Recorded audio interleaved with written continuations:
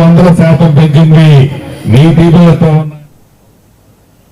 Visakha steel plant మిగులు భూములను ration card హోల్డర్లకు పంపిణీ చేయాలంటూ నిర్వాసితులు గాజువాక లంక గ్రౌండ్ లో ఆందోళనకు దిగారు. నిరసన తెలిపేందుకు కూడా అనుమతి ఇవ్వలేదంటూ కూటమి ప్రభుత్వంపై ఆగ్రహం వ్యక్తం చేశారు.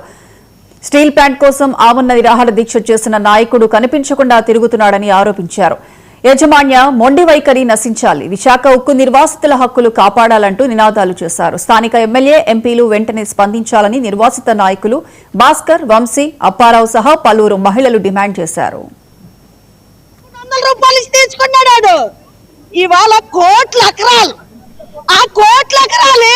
మిగిలిన భూమి మాకు ఇచ్చే, నీకు ఇవ్వడానికి, నీకు మమ్మల్ని సంపాదించడానికి నీకు దమ్ము ధైర్యం లేదు, నీకు సత్తా లేదు.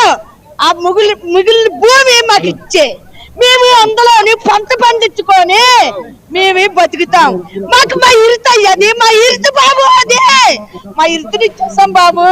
మా పొట్టు నుండి కడుపు నుండి కూడతానన్నాడు బాబు. ఆ రోజు మాకే గాలి అందరం కూడా బతుకుతాం. అందుకోసమే ఏదైతే ఇంకా 19,700 ఎకరాల భూమి ఉందో ఆ భూమిని మేము వెనక్కి అడుగుతున్నాం. అది మా నిర్వాసితుల భూమి, మేము త్యాగం చేసిన భూమి. ఆ రోజు మాకు ఉద్యోగాలు వస్తాయంటే, ఇక్కడ ఫ్యాక్టరీ పెడతాదంటే 45 సంవత్సరాలు పెట్టి ఎదురు చూస్తున్నాం. ఆ భూమిని ఈ రోజు ఎవరో ప్రైవేట్ వ్యక్తులకు ఇచ్చేస్తాం, ప్రైవేట్ వ్యక్తులకు అమ్మేస్తానంటే చూస్తూ ఊరుకునేది లేదు. ఇది ఎంత దాటుకని వెళ్తుంది. దయచేసి ఇది పెద్ద ఎత్తున అవ్వకుండా మా నిర్వాసితుల ప్రాణానికి కానీ ఇక్కడ ఉన్న రాజకీయ నాయకుల మీద తిరుగుబాటుతనం రాకుండా ముందే కేంద్ర రాష్ట్ర ప్రభుత్వాలు స్పందించి నిర్వాసితులందరికీ కూడా మేము పెట్టిన డిమాండ్ని మీరు పరిష్కార మార్గంగా చూడకపోతే భవిష్యత్తులో మరి ఎటువంటి దారి తీస్తుందో మాకు తెలియదు. కానీ దానికి పూర్తి బాధ్యత కేంద్ర రాష్ట్ర ప్రభుత్వాలే వహించవలసి వస్తుందని 4వ తారీఖున భిక్షాటన కార్యక్రమం చేద్దామని మేము ప్రకటన ఇవ్వడం జరిగింది అందరము కలిపి. కానీ ప్రభుత్వం ఆంక్షల కారణంగా మాకు భిక్షాటన చేసుకోవడానికి వీలు లేదు, మీరు గ్రౌండ్ లో మీటింగ్ పెట్టుకోండి అని చెప్పేసి పోలీసు వారు సిపి గారిని కలిసాము, ఏసీపీ గారిని కలిసాము, సిఏ గారిని కలిసాము. అందరూ కూడా అట్లా చెప్పడం జరిగింది. ఆ కారణంగానే మేము ప్రభుత్వాన్ని గౌరవిస్తూ మేము ఇక్కడ ఈరోజు భిక్షాటన కార్యక్రమాన్ని విరమించుకొని ఇక్కడ బహిరంగ సభ పెట్టుకునే కార్యక్రమం చేస్తున్నాం.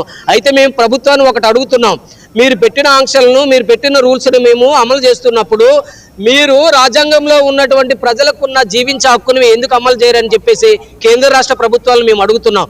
మేము భూములు ఇచ్చింది దేని గురించి, మేము రోడ్ల మీద అడుక్కోవడానికి కాదు కదా.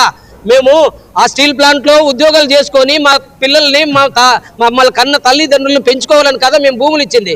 మరి మాకు ఉద్యోగాలు ఇవ్వలేదు. 40 ఏళ్ల నుండి 3 జనరేషన్లకు ఉద్యోగాలు ఇవ్వలేదు.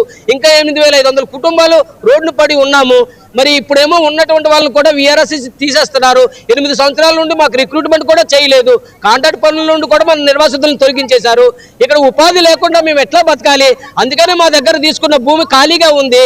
ప్రభుత్వం వారు ఆలోచించి మీరు మా ఒక్కో కుటుంబానికి 1 ఎకరం చొప్పున అన్నమయ్య